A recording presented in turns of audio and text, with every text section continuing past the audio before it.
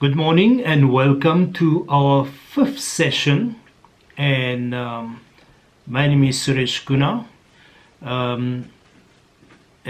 This is our fifth small video clip.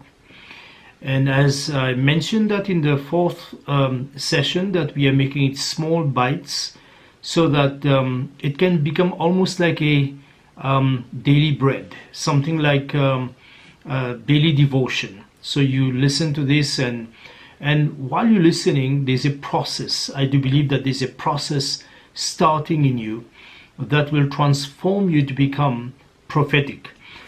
So this is the session that we're doing, or the teachings that we're doing, is prophetic dimension.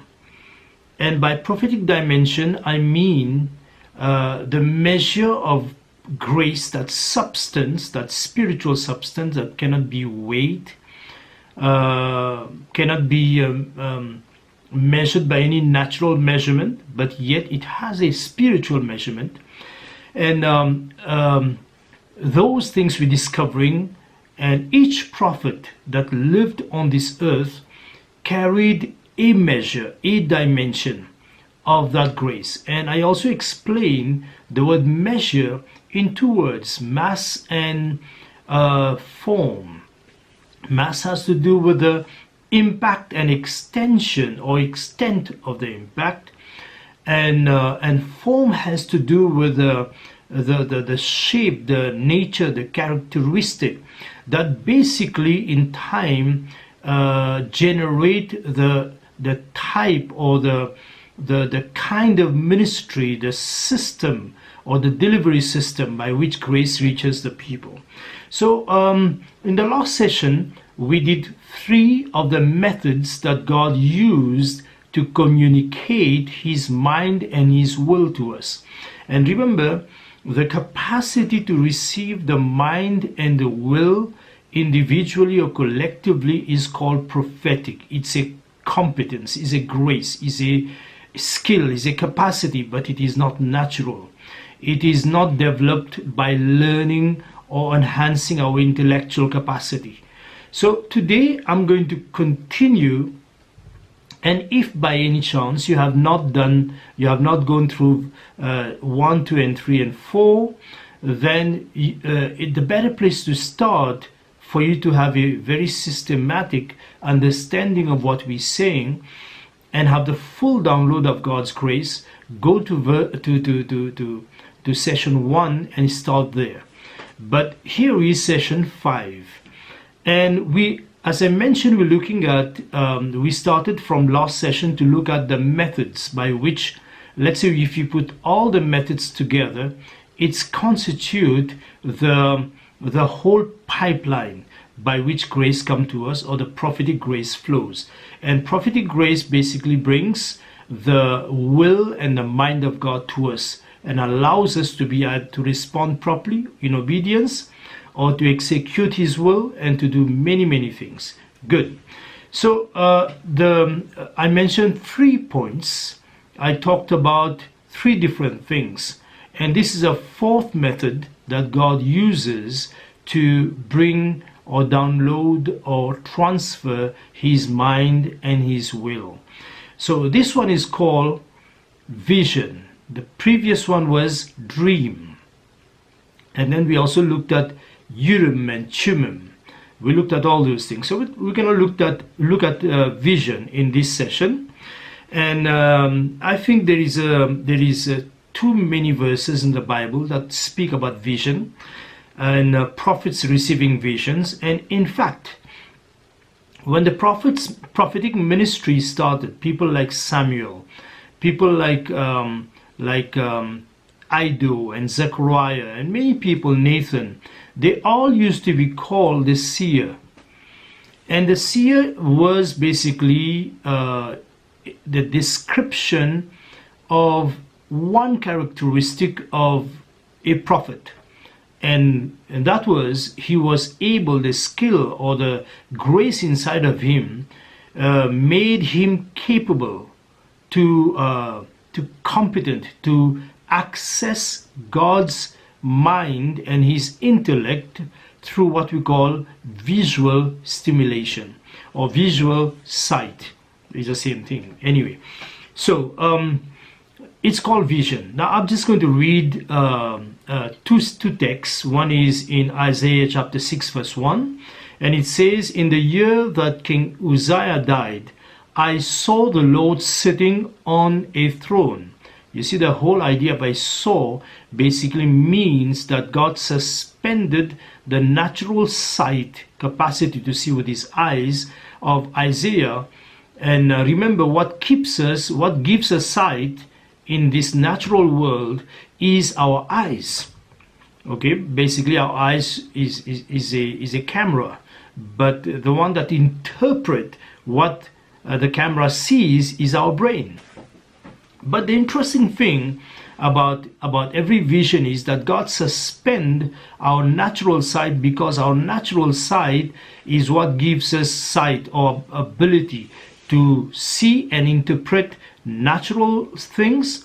But it also does something negative. It doesn't allow us to see the spiritual things. So for God oftentimes to make us see something that is going on in the spirit realm, he has to suspend our natural sight and open the eyes of our spirit.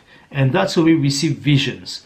Now in this verse we see, in the year that King Uzziah died, Isaiah said, "I saw the Lord sitting on a throne, high and lifted up, and the train of his robe filled the temple." Now this is not a lesson on vision, but however I would like to just underline a few things. In a vision, it is a sight, it is something that sees in the spirit realm, something that with the natural eyes we don't see. And remember, spirit realm is more real and eternal. Remember that verse in Corinthians that says that the visible and natural things are temporal, but the spiritual things or the invisible is eternal, right? So you understand that. Now, the thing that we must also notice in a vision is that God, in that world there are millions of things. But among the millions of things, God in his sovereignty and in his wisdom select what you will see in a vision. So for instance, Isaiah saw the train of God's robe filling the temple.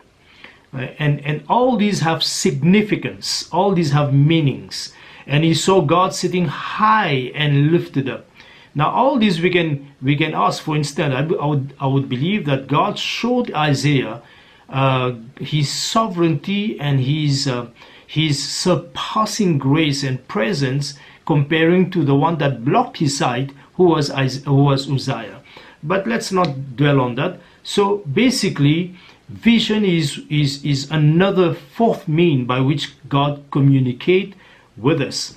And if you would like to study one of the most beautiful subject, or let's say chapter or passage in the Bible concerning vision, for me that is 1 King chapter 22.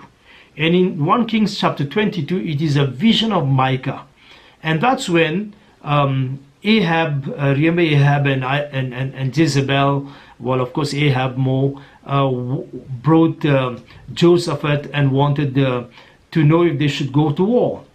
And after all the 950 prophets prophesying and demonstrating powerfully, some of them were wearing the Viking hat with horns on top, and they will say you will destroy or gouge the eyes of your enemies with this. All these things were going on. To me, I look at this and I laugh and I said, wow, it's amazing how firstly these guys are false prophets and they've been so demonstrative. It's just amazing. But at the same time, they brought at the request of Jehoshaphat, they brought Micah, and Micah came in, and Micah basically repeated what the other prophets were saying, false prophets. And immediately Ahab said, how many times must I tell you to prophesy only what God tells you to? And he says, well, if that be the case, this is what I saw. I saw the Lord's, I saw all Israel scattered, like sheep, and God was saying they have no shepherd, they must go home. That means they will be defeated. While other prophets are prophesying victory, but here Micah saw that they will be defeated. The other thing also that that Micah said, which is very interesting, was that God was sitting on his throne, and there were billions and billions and trillions of beings standing, and nobody could say if they were good beings or bad ones. But the interesting thing is that God's declared something. He says, according to his foreknowledge, Ahab has to die today. And so he said, who will seduce? Because somebody will seduce him. I know that. Who will seduce? Now God knew who was going to seduce him.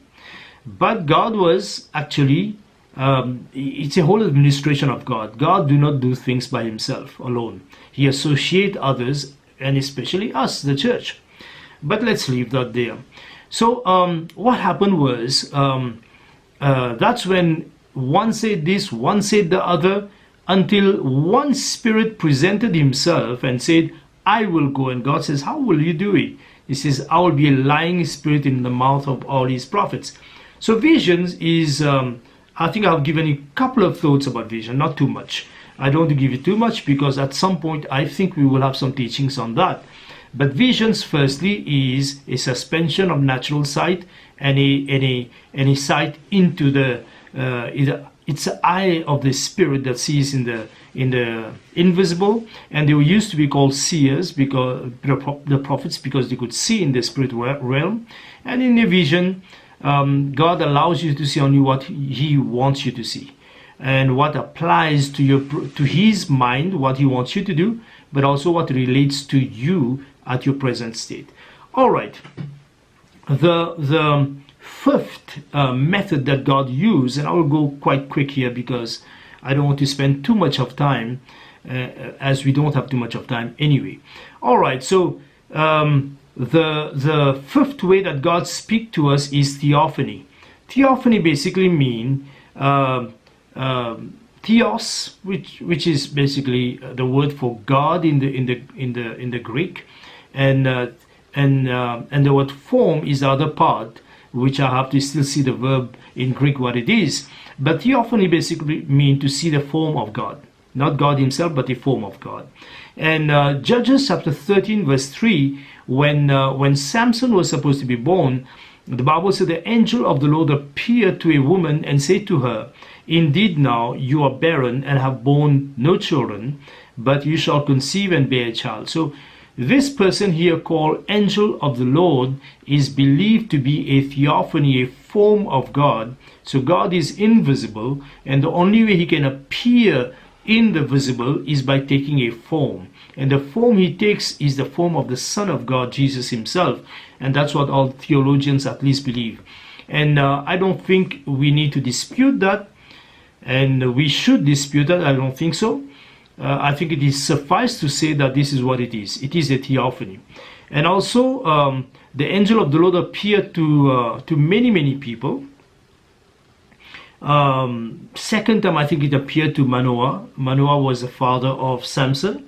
You will read till verse 18 and you will see what is a theophany. So God appears. It's, for instance, when God appeared to Joshua, he appeared in the form of the commander of the Lord's army. And to understand that God is himself the commander of his army, right? So we will see that in Revelation, Christ himself, who is God, Christ himself goes ahead of the army. So it is very clear theophany is when the invisible God takes a form and you will see him. And oftentimes, I have noticed that oftentimes this happens. I'll go ahead and I'll exaggerate a little bit. I'll give an example that is extreme and you don't have to receive it. But I do believe that many people may even see another human being that they trust, that they have a relationship with, that they held in respect and honor, appearing and saying something to them. But really it is God saying. And that's when it becomes a little bit tricky, because discerning those things, and it's not discernment of the spirit then, it is rather discerning of the mature spirit. That's your spirit.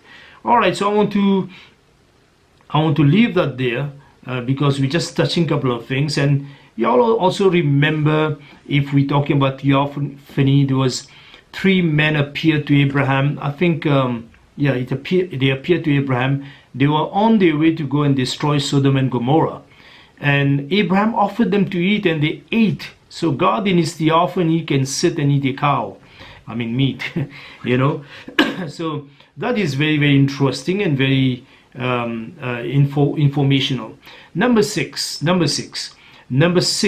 method that God speaks is events, meaning that he creates negative and positive events to either allow his purpose to go, or prevent something bad from happening, or preventing his purpose to go forward, right? So it makes our context prophetic, meaning that it makes our world in which we live prophetic. So I'm going to just read 2 Samuel 2:2 says, "And the Spirit of the Lord spoke by me, and his word was in my tongue. The God of Israel said, the rock of Israel spoke to me. He rules over man." He who rules over man must be just, ruling in the fear of the Lord. So it's very interesting to see what God does. He rules. Notice, just want to underline, because I don't want to give another example on this. But he rules over man, and over man here basically mean over his life, and it also means that he's not obliged to let man know everything that he's doing in and for him or through him. Right, so you can do that. And I think there's another scripture that says that the heart of a king is like water in the hand of the Lord, and he divert it or direct it in the way that he wants it to go. So it's very important to see that God rules. He is sovereignly, he's sovereign. We live our life, and sometimes we might say, but okay, I picked up these glasses. Well, was it the will of God to pick up these glasses? You know, we try to play trick with God. But what I'm trying to say is that God is in charge. And the events that happen, oftentimes bad events can happen.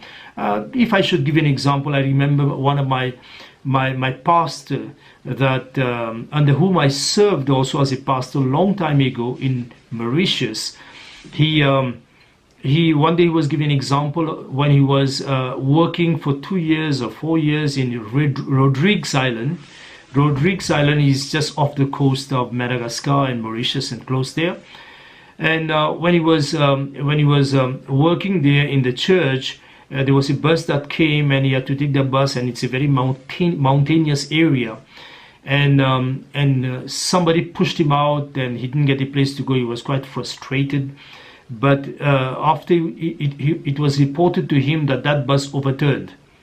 And sometimes God can make things happen like that and we get frustrated, but it is simply to prevent so that we don't fall into any trouble. And I'm intending to, let's continue.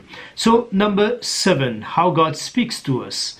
Number 7, what are the prophetic channels? Okay, I'm not talking about TV channels. Those are wrong channels. I'm talking about prophetic channels by which God brings his mind and his will to us. All right. So number 7 is angels. God uses angels. And it's very interesting that we don't see today too many angels involved, but yet we don't need to see them.